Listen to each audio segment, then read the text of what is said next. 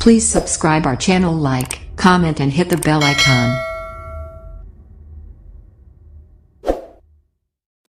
Hello students, myself Deepak Yadav और स्वागत करता हूं आप सबको आपके ही यूट्यूब चैनल शिक्षण अकेडमी पर।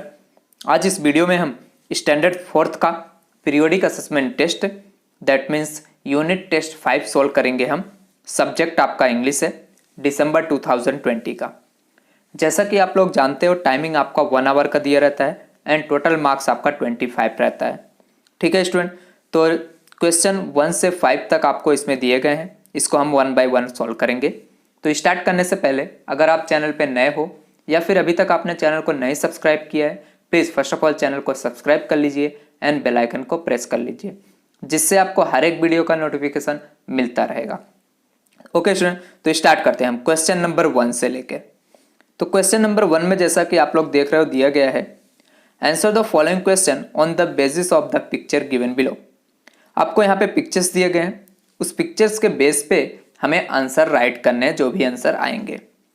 तो जैसा कि आप लोग पिक्चर में देख पा रहे हो कि यहाँ पे एक रोड है, उस रोड के ऊपर आपको कुछ यहाँ पे एनिमल्स दिखाई दे रहे हैं। जैसा कि आप लोग देख रहे हो 4 एनिमल्स हैं।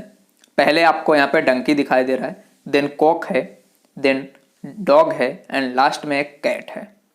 तो इसके ऊपर से जो भी क्वेश्चंस पूछे गए हैं उसके हमें आंसर देने हैं। क्वेश्चन देखते हैं, आंसर राइट करते जाते हैं। क्वेश्चन में आपको देखो जैसे कि यहाँ से 1 to 3 क्वेश्चन दिए गए हैं, जिसमें फर्स्ट क्वेश्चन बोला गया है which animal do you see in this picture.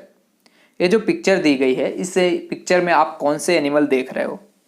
तो आंसर आप राइट करोगे इस तरह से, डंकी, कॉक, डॉग, कैट। तो यहाँ पे आपका फर्स्ट का कंप्लीट होता है क्वेश्चन का आंसर। सेकंड क्वेश्चन पूछा गया आपसे list the animal according to their size big to small.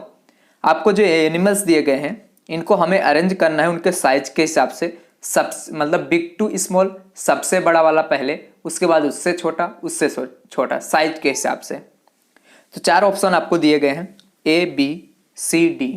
इसलिए हमारे पास 4 एनिमल ही है, 4 एनिमल है, तो 4 को हम यहाँ पे अरेंज कर देते हैं इस तरह से। तो आएगा आपका donkey, dog, cat and last में कॉक। सेकंड क्वेश्चन कंप्लीट हुआ। थर्ड देखते हैं, से whether the statement are true और फॉल्स। ये जो नीचे स्टेटमेंट दिए गए हैं ये ट्रू हैं कि फॉल्स हैं।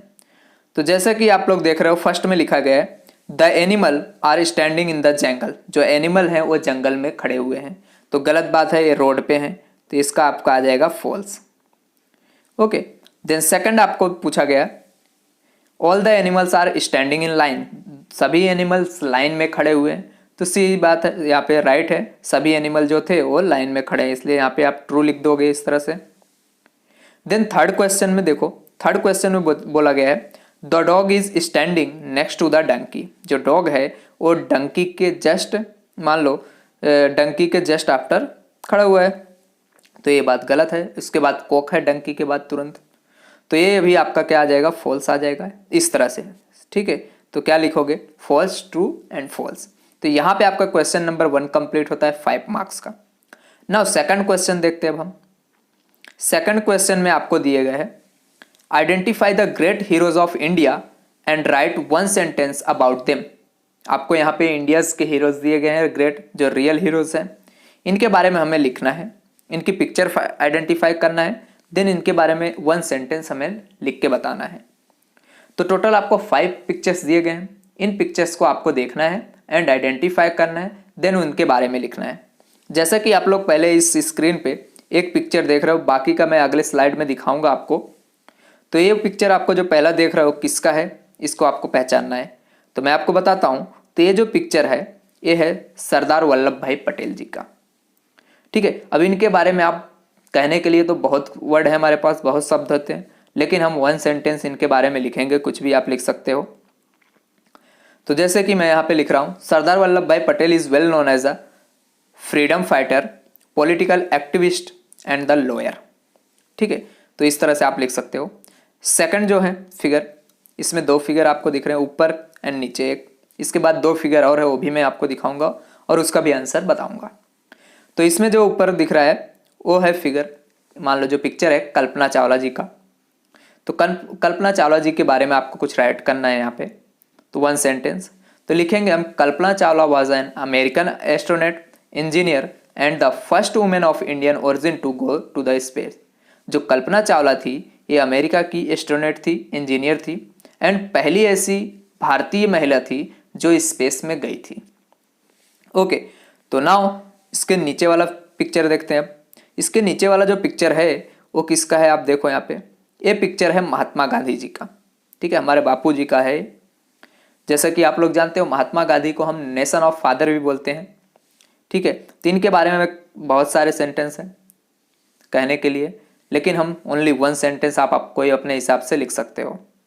जैसे कि Mahatma Gandhi is also known as a Mohandas Karamchand Gandhi and he is the father of our nation. ठीक है, तो ये हो गया। नेक्स्ट हम देखते हैं, इस तरह से दिखा है। ऊपर वाला जो पिक्चर है वो किसका है, नाम राइट करना है। नीचे वाला तो देखो यहाँ पे, ये जो ऊपर वाला पिक्चर है वो है इंदिरा गांधी का, श्रीमती इंदिरा गांधी जी का पिक्चर है, और इनके बारे में हमें से 1 सेंटेंस राइट करना है। तो इस तरह से आप राइट करोगे, Indira Priyadarshini Gandhi was an Indian politician and a central figure of the Indian national Congress and she was the first and only female prime minister of the India. अब देखो, इंदिरा गांधी जो थी एक इंडियन पॉलिटिशियन थी, सेंट्रल फिगर ऑफ मतलब Indian जो national Congress की ये लीडर थी, और ये क्या थी, ये पहली ऐसी भारतीय महिला थी जो इंडिया की प्राइम मिनिस्टर बनी थी फर्स्ट टाइम। ओके स्टूडेंट, तो इसके भी नीचे आपको एक क्यूट सा बच्चा दिख रहा है जिसके घुंघराले बाल हैं। तो ये किसका फिगर है? अगर आप क्रिकेट के बारे में जानते हो, he is called a God of cricket. ठीक है, गॉड फादर ऑफ क्रिकेट। तो इनका नाम आएगा सचिन तेंदुलकर। ठीक है, इनके बारे में 1 सेंटेंस राइट करते हैं। जैसे कि सचिन रमेश, इनके फादर का नाम है Ramesh. Sachin Ramesh Tendulkar is an Indian former international cricketer who serve as a captain for Indian national team.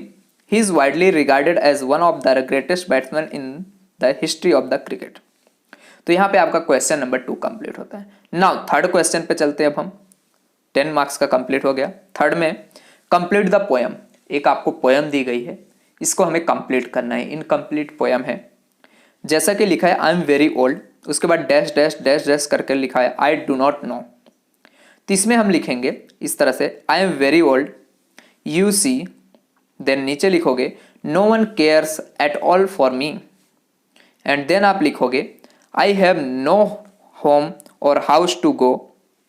इसके बाद आप लिखोगे what will I do, then आपको आगे लिखा हुआ है I do not know. Okay student, तो इस तरह से आप 5 मार्क्स का क्वेश्चन पेपर अटेम्प्ट कर सकते हो। नेक्स्ट हम क्वेश्चन नंबर 4 पे चलते हैं। क्वेश्चन नंबर 4 में आपको 2 तरह के क्वेश्चन दिए गए हैं, ए एंड बी, जिसमें से ए आपको बोला गया है arrange the words in alphabetical order. जो आपको वर्ड्स दिए गए हैं उनको हमें अल्फाबेटिकल ऑर्डर में अरेंज करना है। तो वर्ड्स दिए गए हैं आपको action, annual, honest, freedom and nation. इन सबको हम अरेंज करते हैं। तो सबसे पहले आपका आएगा आंसर में इस तरह से, action, then annual, then freedom, then honest and last आपका आएगा नेशन। देन बी में अब हम देखते हैं। बी में आपको बोला गया है make meaningful words from the jumbled letters. आपको ये जम्बल्ड लेटर में से मीनिंगफुल लेटर्स आपको राइट करने हैं, वर्ड्स बनाने हैं। तो जैसे कि MRRAEF दिया गया है, तो इसको आप क्या लिखोगे, इस तरह से लिखोगे फार्मर। देन उसके बाद दिया है KNYOED, तो इसका आंसर आ जाएगा आपका डंकी। थर्ड है इसमें OUEHS, तो इसका आंसर आ जाएगा हाउस। इसके बाद आपको लिखा गया है यहाँ पे लेटर दिया गया SCIUIMN, तो इसका आंसर आ जाएगा आपका म्यूजिशियन। एंड 5th नंबर का दिया गया है EIRFDN, तो इसका आंसर देख लेते हैं क्या आ जाएगा। इसका आंसर आपका आ जाएगा फ्रेंड। ओके स्टूडेंट, तो यहाँ पे हमारा क्वेश्चन नंबर 4 तक कंप्लीट होता है 20 मार्क्स का। लास्ट क्वेश्चन देखते हैं। अगर अभी तक आपने चैनल को नहीं सब्सक्राइब किया, please first of all channel को सब्सक्राइब कर लीजिए एंड बेल आइकन को प्रेस कर लीजिए, एंड इस वीडियो को सभी के साथ शेयर कीजिए, लाइक कीजिए, कमेंट कीजिए। चलो लास्ट क्वेश्चन देख लेते हैं।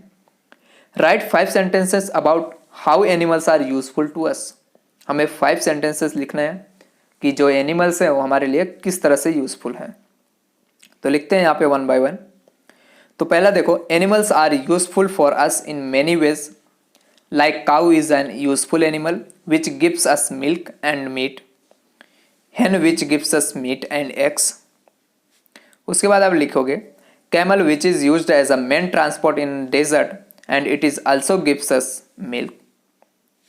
then next point आप लिखोगे goat which is a food mutton, horse which is used as a transport।